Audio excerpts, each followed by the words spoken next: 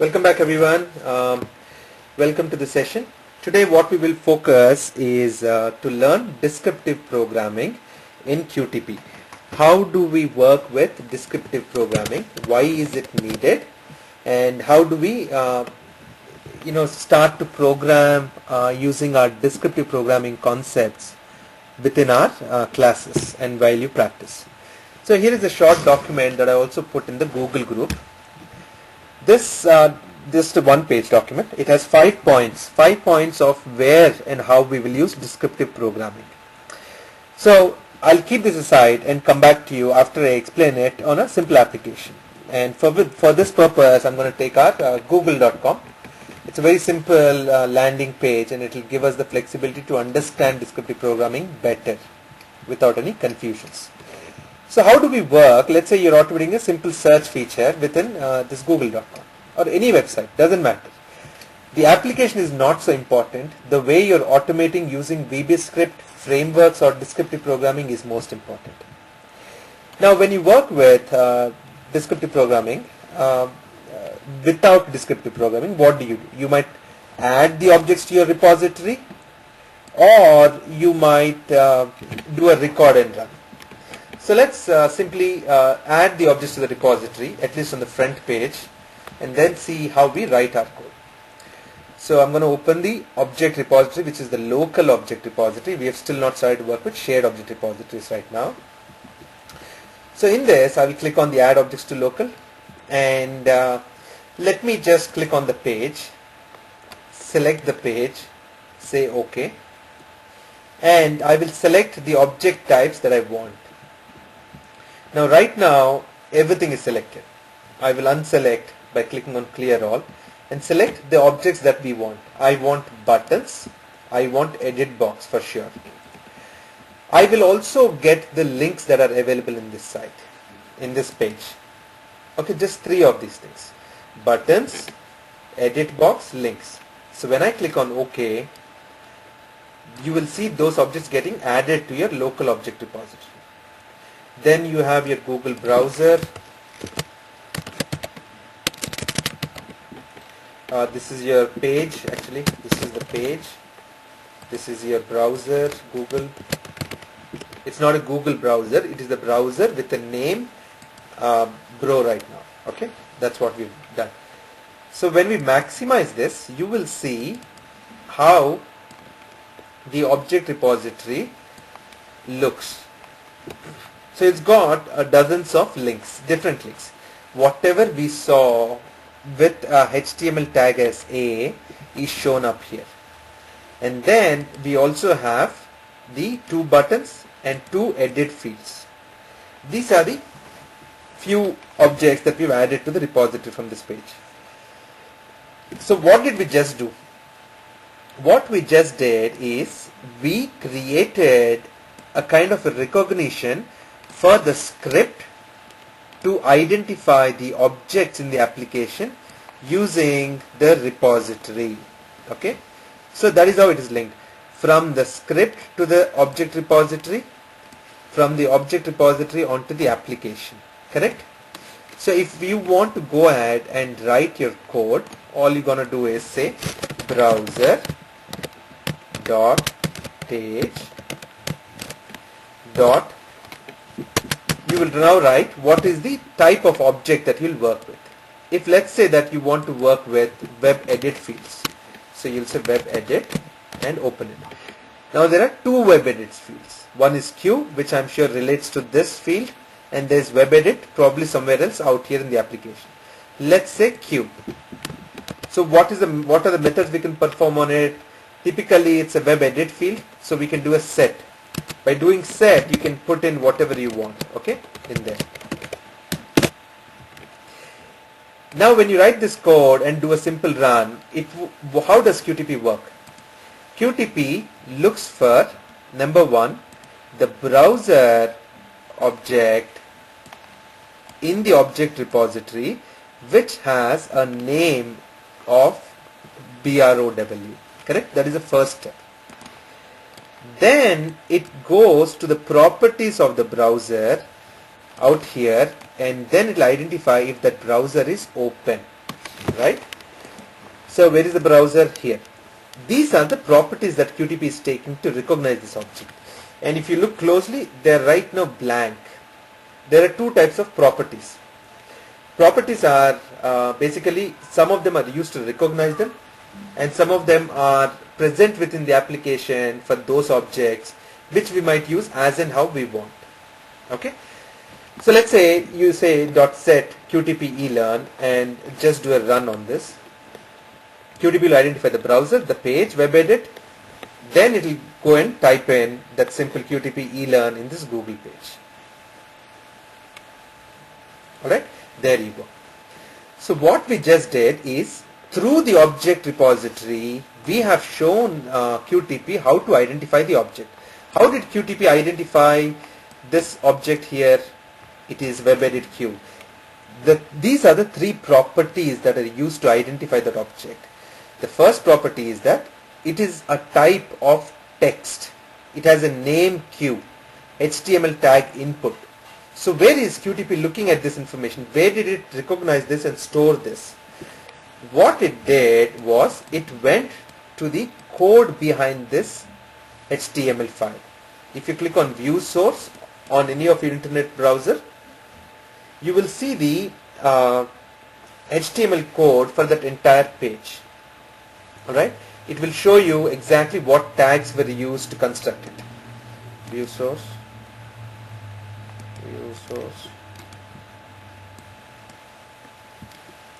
Is it stopping me from doing this?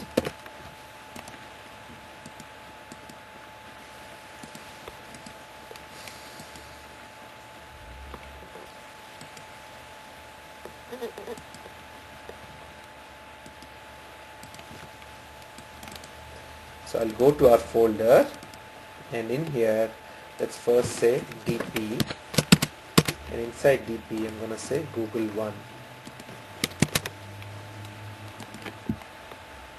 So I saved that. Let me try and open that. If I cannot open it, we will have to assume that how the code will look. Let's see. DP, let's say open with notepad. There you go. I could open the code. Now here is the HTML code behind that specific web page. So what did we say? We said the way that specific web edit field Q is recognized is, it said name is Q and the HTML tag is input.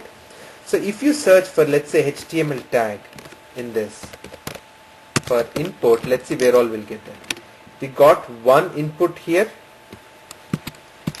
We got another input here, we got another input here.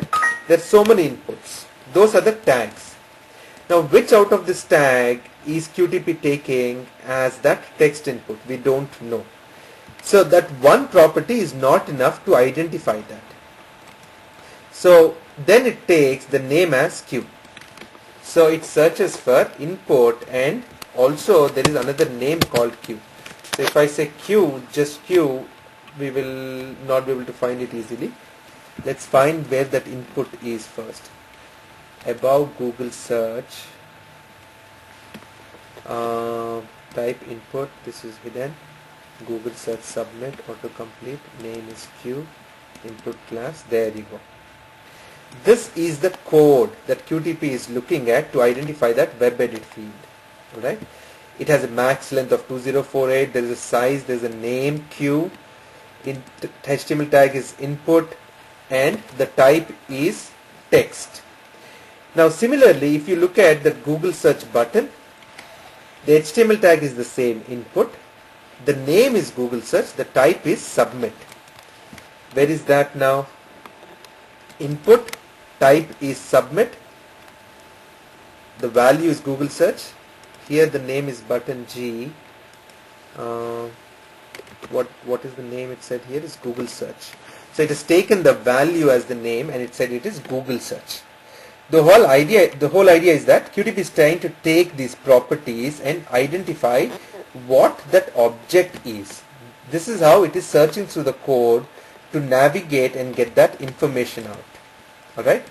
Just give me a second, someone has a hand raised. Vatsala, go ahead please. Yeah, Karthik, how would you know the name as Q?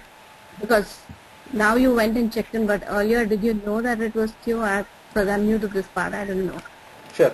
So the way I did is when I clicked on the object in the repository, it showed me that name is Q out here. That is the property it is searching for.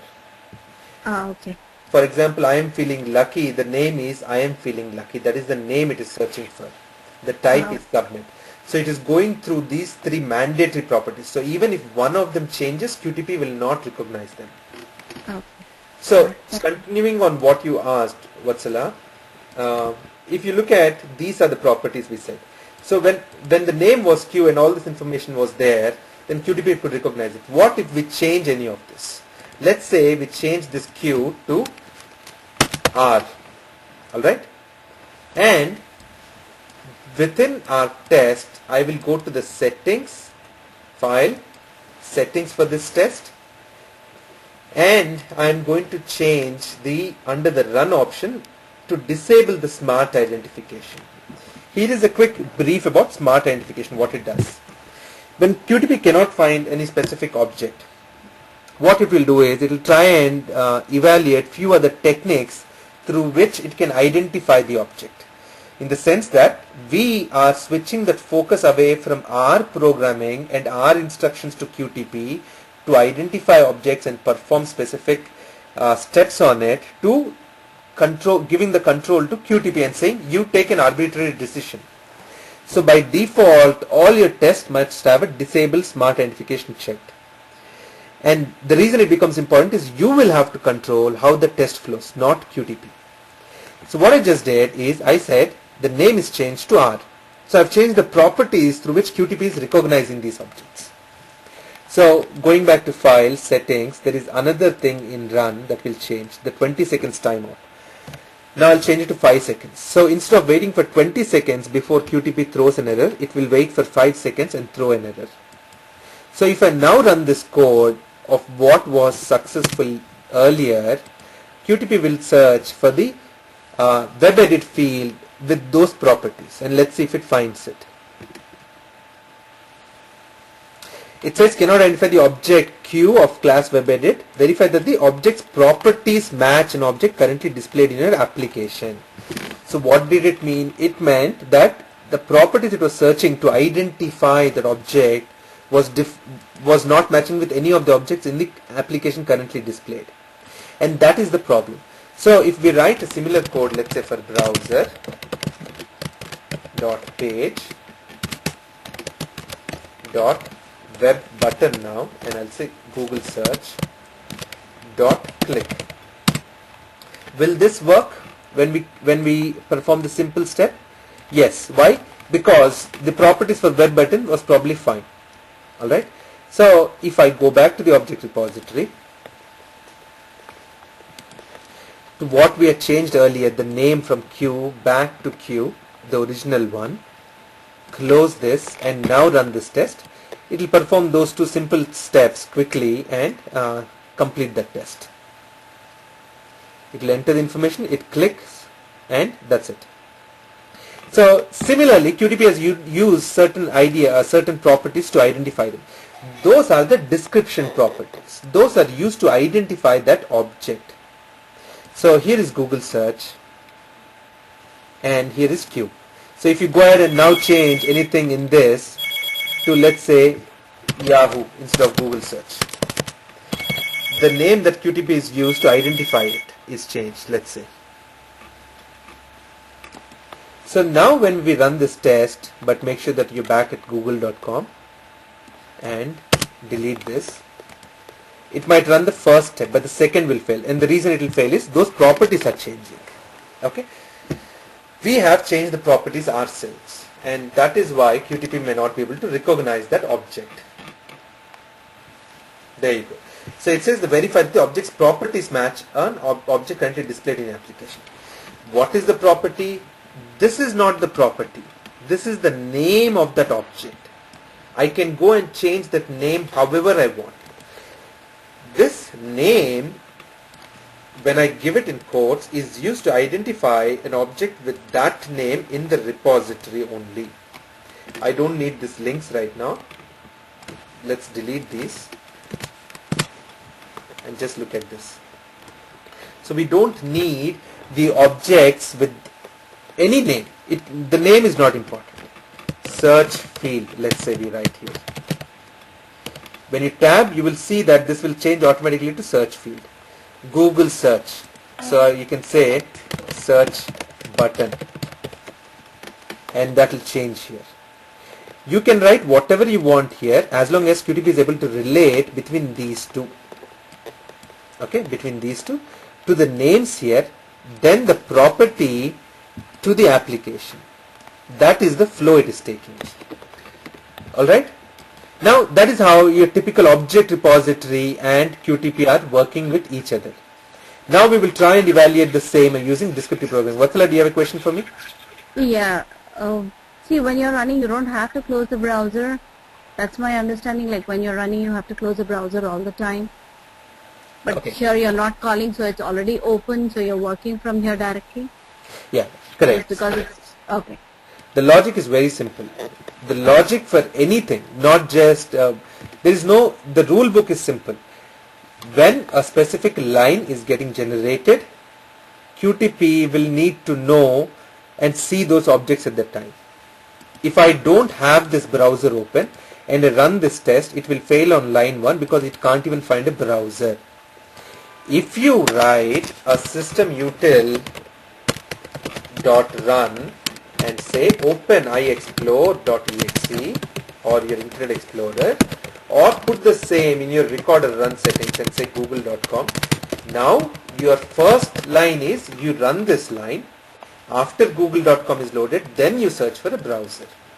So you have to know at what point what application or objects should be visible, and that is the rule, thumb rule. There is no other thumb rule except for that. If let's say that I want to do the same test repeatedly, so each time I have to make sure that I go back to that home page google.com. Otherwise it will run on different areas. So you should make sure that we are always on google.com. Right? Now, having said this, so why were we even looking at this? I just mentioned this for a very important purpose, that the recognition of objects, this is how QTP will work. It starts from the code, it goes to that repository, and then it goes to that application. When I or we use descriptive programming, what we do is we bypass the object repository for that object. Right? For that object, we will bypass the object repository and go straight on to that application. There is no more object repository in use. Whatever are used in here to describe that object, we will describe that in the code here, in the VB script. So you are including more VB script elements into it. So why is that a need? Why should you do that? And here are the 5 reasons. So the general thumb rules are that you want your tests to be efficient, fast, and they should get executed with minimal delays or heavy maintenance. Let's say that you have repetitive objects, or you have dynamic objects. Object properties keep changing, and I'll show you an example. So first time when you log in with some ID, it might show up, let's say log out qtp.elearn or log out Karthik, or you're signed in as Karthik or signed in as qtp.elearn. So this will change depending on who is signing in. So if you want to click on, let's say, that link, which is specifically a username, then it might work for mine, but it might not work for yours, because each time it is searching for a different description of that object. Alright, and we'll see that as an example. When your object repository is getting very large, why is that a need? That is a need because right now it's just 4 objects here. If I add all the objects in Google, you'll see that there are about 40 or 50 links in it. And for a simple page. For a little more complex page, you might have hundreds of objects. The more the number of objects, the slower the longer it will take for QTP to identify that object in the repository and then in the application. So when we are bypassing that object repository, we are increasing the efficiency of that of your test. when you don't want to use the object repository itself, and we will discuss this as we keep going along. So I'm introducing descriptive programming. We will apply this in various examples moving forward. Or when there is no object repository. Why will there be no object repository? Let's say that in your typical software development lifecycle, are you testing an application or preparing your test? Your test, will it start only after that application is completely built?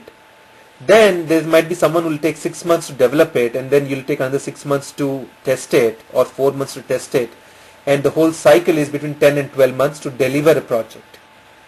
So effectively what teams have started doing is overlap your test planning life cycle with your development life cycle also. So the objective of writing scripts, how can you write scripts or add objects to your object repository? By adding objects to local, or by recording, or adding objects to your shared repository. Only if you add objects can you start to work, correct? But if there is no application developed, you can't see this. Then you'll have to heavily rely on the fact that using the technical design document, there will be mentions of things like, okay, google.com home page. It will contain a web edit field. The name will be Q. The HTML tag is input, you know it. The type is submit. These are there as part of your technical design document. Similarly, what are the links that will be present? What are the buttons?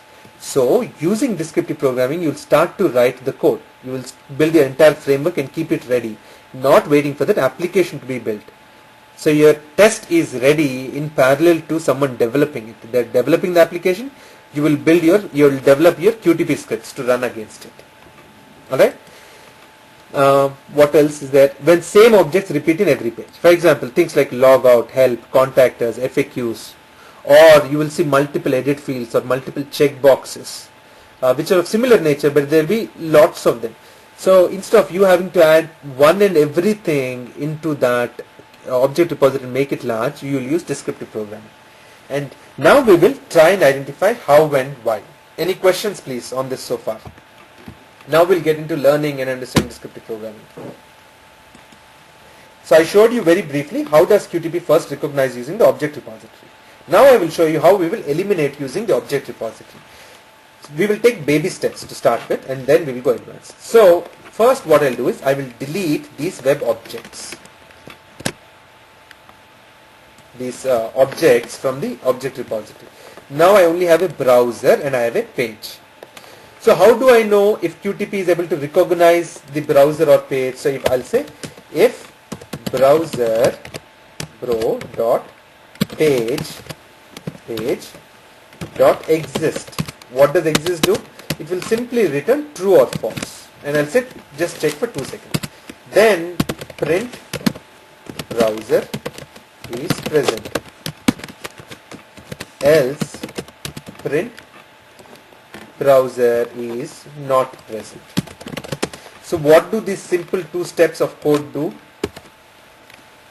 Let's save this file since we are moving forward now.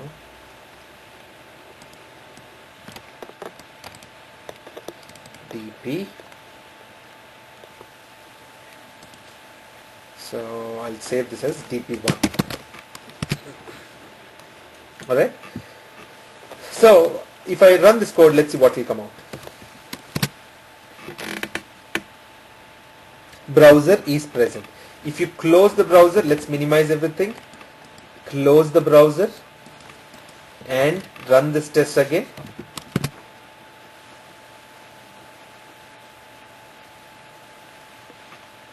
So it's checking for that 4-5 seconds that we gave initially, and then it will print out saying that browser is not present, right? So now we know that this object which we are referring in the repository is directly going to the browser. So we're good with it. Now how do we recognize this object web edit field? So I will write search term properties are type is input colon type is input. What was this? Text type was text. HTML tag was input, and the name was Q. Alright. Using these properties, object repository, we used the description properties in the object repository to identify that object in the application. Now we will write the same in the code out here. So give me a minute please and I'll answer your questions. Let me explain this concept first. So instead of reusing the whole thing multiple times, I'll just say set my GP Google page equals browser dot page. So this way I can do a simpler looking code. My GP. So now I will say within my Google page there is a web edit field. Can I see it in the list here? No. When I use the brackets, can I see it out here? The name? No. The reason we cannot see it is we don't have an object present. So QTP cannot recognize. Then what do? I will give a property to it. What are the properties? If I'm not sure and I can see that object visible, I will simply use that object spy to read those properties. And the properties that we can see are the following. These are the properties, these are the values. That is what QTP was doing using that object repository. It said the property name out here and the value out here. Okay. What did it use? HTML tag was input. Then it said the type was text and it said name was Q. The same thing we will write it in our VB script now. How do we write it? I'll say HTML tag colon equals input. Alright. So when I write this, what happens? Dot set qtp.elearn. Let's say this is what you want to search. Now let's run this code and see how it looks. So what did we do? I said I replaced this. How did I do it? I'll explain it to you. Alright. Now when I put this information, I said that search for not an object with this name. Out here it is searching for a browser with the name BROW and the page with the name PAGE. This is the name of the object reference to the object repository. Alright, this is how QTP has referenced that. These names are linked to the names in the object repository. Here I am saying the HTML tag, when I use colon equal to, I am saying the property name equals this value. If you can find that value, go directly into that web page and find it. Bypass the object repository. There is no route like this right now. This we have eliminated only for that web edit field. Alright. So what did we just do? What does it mean? Let's write a few more, then we will get more clarity. So I said HTML tag is input. What if we want more information into it? Let's say we want to click on the button. What is the button? Google search. What is the property for that? It is web button Google search. You can ignore the web table which will come up. It will directly search under the page. Web button Google search. HTML tag for this also is input. But then if I use the same thing, it should run and it should click, right? Will it click on that? But this is a web edit that I have here. I need a web button. So I need to change the class out here. Or I can also say MIC class is web button. The simple thing I'll use is this is a web button. It is very, very, very simple. The only code that we are writing here is that property name colon equals property value. Alright. That is the only thing we are saying replaces the object name in the object repository. So now let's see what it will do. Dot click. Let's make sure we give google.com the same values as earlier.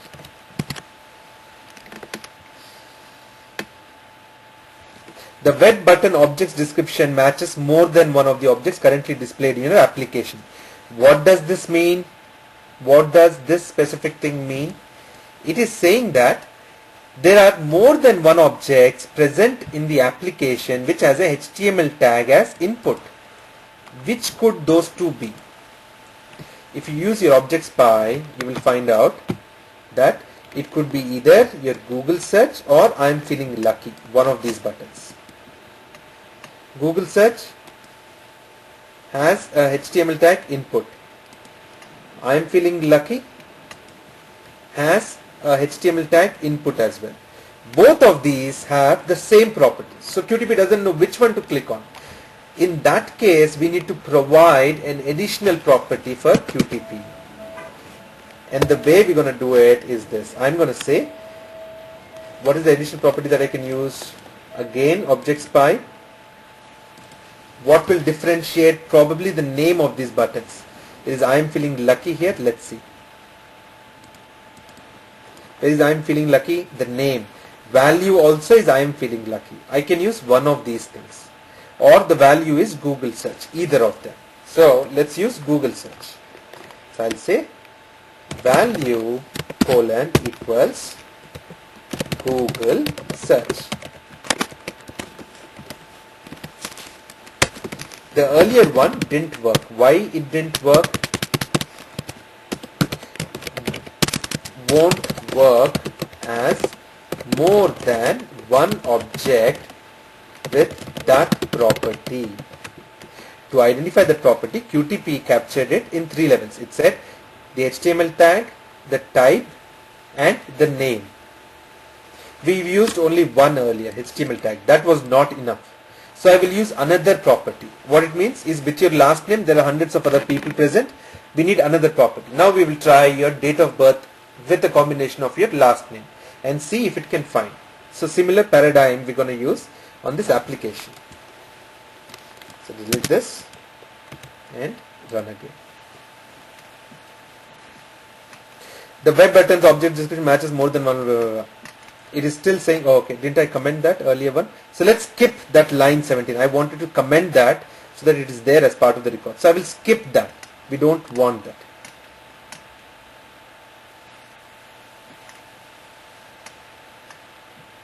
Cannot identify this. Verify that the object properties match. It is not able to identify this. Why is it not able to identify this with Google search? It gave a slightly different thing than what we should. Let's try with this now. This will skip and then it worked. The reason is if you want to compare, use more than one property, the way we will do it is this. So I'll say p name. It will be clear for everyone. 1 colon equals p value 1. Alright. Comma p name 2 colon equals p value 2. What this is doing is searching for the object using multiple property values. One identification was not enough and hence we are using multiple property values. We are using property name 1 and property name 2 with property value 1 and property value 2. Why? Because when I used only one, we found more objects, more than one object with the same property. Alright? So this is how in the simplest fashion we can start to work with descriptive programming. Now you can write any code for anything you want. We can write any code for anything you want. Let's say you go to gmail.com. Alright. Now this is your dp1. Now let's say save as dp2. How will you log into gmail.com? You need your username, password and sign in. If you don't want, did I save it as dp1 first? Yes. Here I'm going to say on a completely new test, dp for Gmail application. Right? So what we're doing here is we will try and identify just these three objects to start with. Just these three objects to start with. So what will we say? I will first say set my page, Gmail page equals browser dot, oops, what am I doing? I saved it as dp1.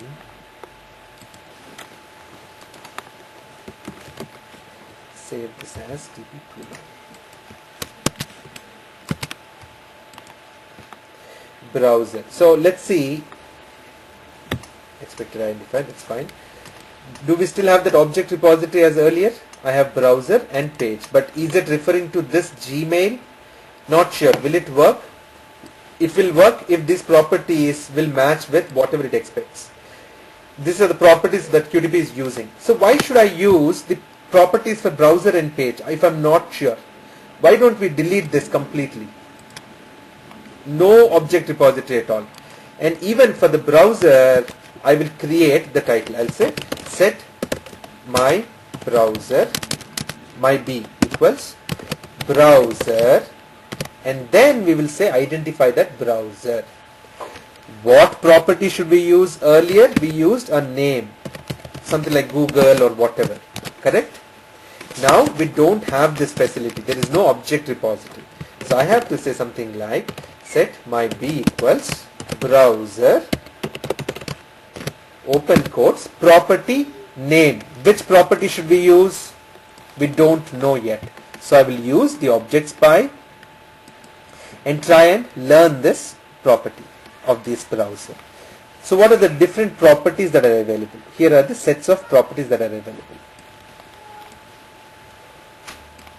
We have things like the title, the version, the open title, the name, and so on. See, look at it.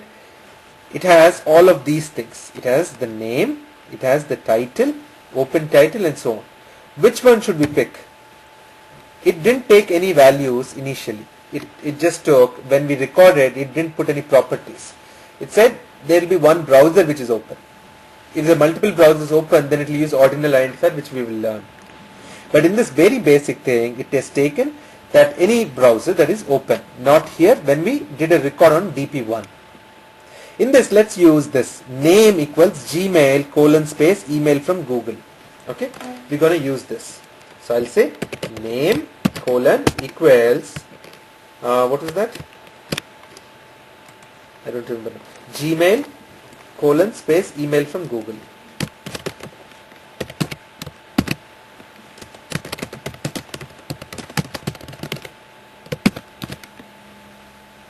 Let's see if this exists now. If my b dot exist, then message box browser present.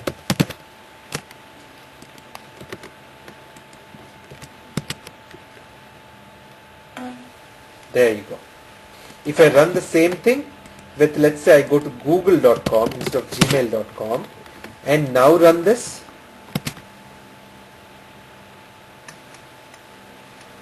it didn't do anything. If I had an else condition in this,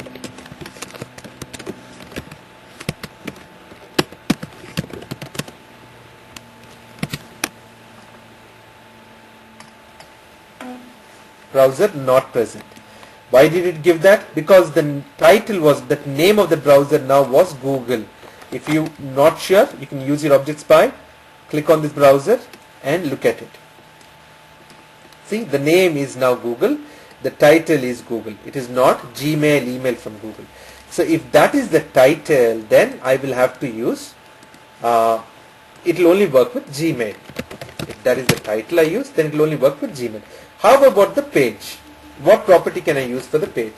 So I will say set my page equals my browser dot page. In my browser, I will say the page, what property will be used? Let's see. So click anywhere in that website, but only select the page. Now let's see. The name is blank, text is blank, the title again is Gmail email from Google. And see the URL is whatever. I don't know. It can keep changing as well. So the name is blank, text is blank. So I can say name is blank or text is blank. To be sure, I'll say title is Gmail email from Google. So it is the same as the earlier one. What was that? Title, right? Title colon equals Gmail colon space email from Google. Make sure you write it exactly that way. Otherwise, it might not show up. If I say my page dot exist, now I'm seeing if my page exists. I saw my browser exists. Within the browser, I'm seeing if that page exists. Message box, either page present or page not present. Descriptive programming is something which will slowly take time for you to get used to. Just like your first VB script took time, your if statement, first statement, or then slowly your functions.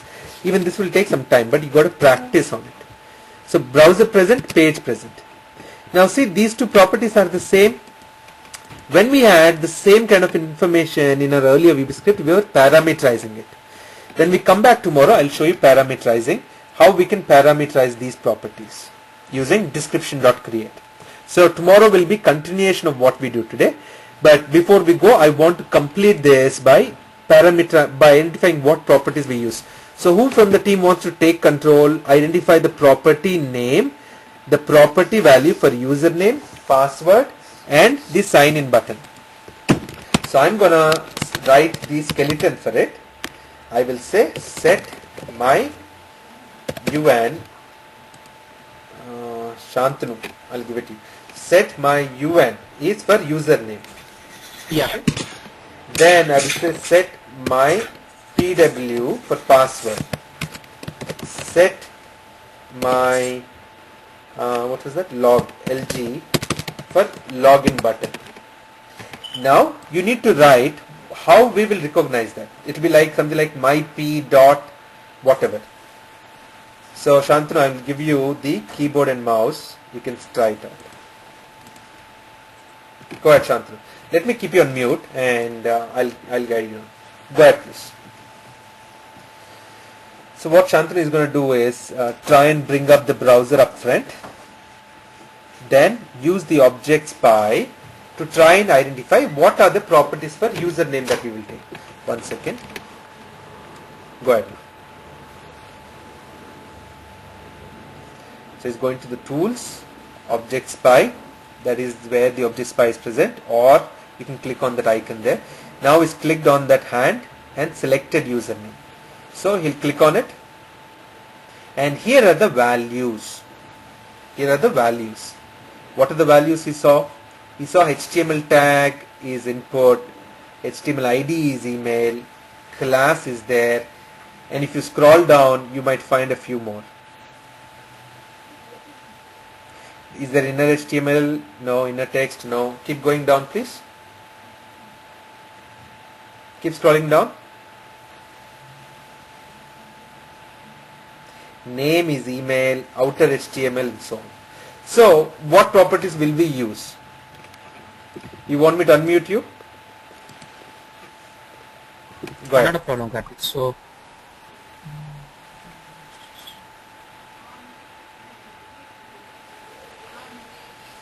that's exactly what we will do, Jyoti, how will we identify and differentiate these objects when we have the same types of objects. So if you use HTML tag input, there might be two web edit fields with that HTML tag as input. Then we have to use another additional property. Which one will that be? We'll have to look at. So go ahead, Shantanu, start writing the code now.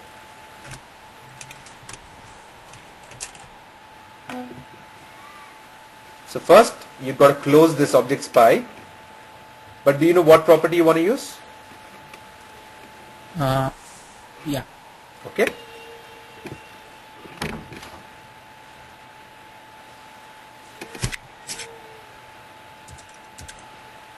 So my P, that's your page. Within your page, dot, what will you search for? Web edit. It's of type web edit. Write it please, don't wait for it to appear, it may not.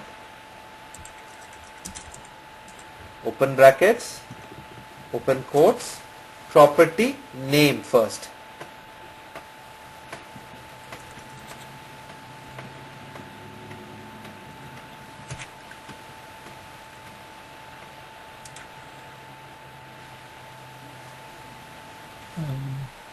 Yeah, so that's the problem. We will not remember it easily. So it is obvious. I mean, no one will. So you got to first do this then. Take this, click on this and say, okay, HTML ID is email. Quickly open up a notepad. Oh, there it is. I will say Control A. So you'll write HTML ID is email. HTML tag is input. Then what did we use for name? Name is email. So you'll say name is email. Alright. Now it is easy for you to look here and write the code. Go ahead. So name is now email. Is that property enough to recognize this web edit? No. We're not sure as well, correct? Yeah. So we'll just write it. So he will write one more property to be sure. Open quotes. HTML tag you can use now. Colon equals input in caps. Is it case sensitive or not? I don't know. I will not even bother. I will treat that everything is case sensitive. It will eliminate your problem. So now Shantanu is using 3 to be very sure. 3 properties to make sure that that is exactly what it is. Let me write HTML ID colon equals email. Okay. So probably this is how Shantanu is going to use to identify it. Thank you, Shantanu. So how do you now see if it is true or not? If this is what it is referring to. So you're going to say if my un dot exist. Just check for 1 second. Then I'll say my un dot set qtp dot pagetest. Okay, that is the ID that we will put in. So now if I run this code, let's see what happens. If it does put it in there or not. Satya, do you have a question for me? Satya, I can't hear you. It was actually, hello? Go ahead, please. Yeah, how, does it matter what browser we're using, if we're using like Firefox or Chrome or anything? Yeah, I think, okay, here's the thing.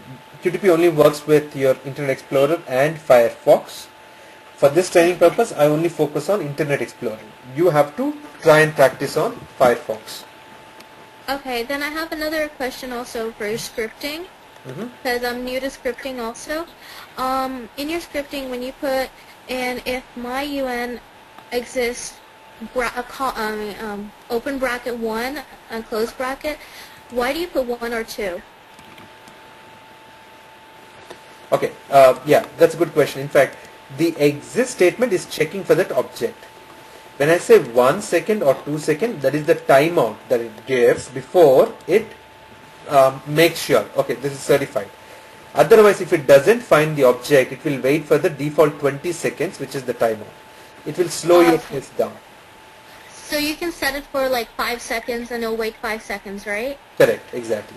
Okay, that's what I want. When it does not find that object. Sure. Now, the test code is only unique and was changing every time the page loads. How can I test this? So when we come back tomorrow, I'm going to show you things like so now see it has worked. qtp.pagetest, that username got recognized. What if I removed some of these properties? So this is fine. What if I only used some of them? Just let's say name is email. Would it have had worked? We don't know. I'm going to delete this and try and run this test again. Browser present, page present. It still worked. QTP could still identify it. Alright. If I use just name is email also, but to be sure we used all of these. Okay. You can use any number as long as you know that QTP is identifying it. If you have the same objects repeating multiple times with similar properties, then we use ordinal identifier, and that is your question, Jyoti. We will use ordinal identifier to identify it, and we will look at ordinal identifier at length tomorrow. So tomorrow when we come, we're going to parameterize this thing. We will not hard code it. Right now, every time you have to go and change something, we will have to go and change in the script, which we don't like. I want to read this from somewhere or be able to change it at one place. Alright? Any other questions please for what we have done today?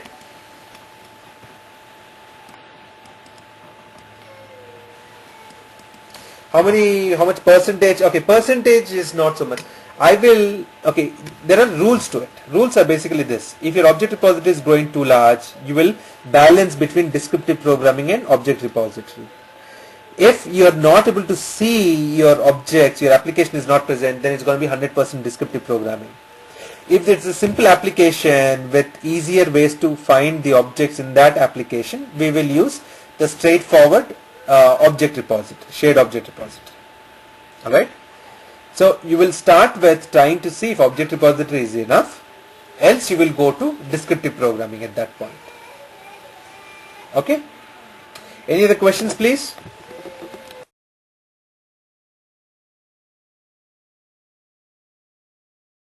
We come back tomorrow. This is the simple code. I will email it to you. When we come now, I don't have to send you the whole script, the test. I can just send you the code, because if you paste it and run it, it will run in your application as well.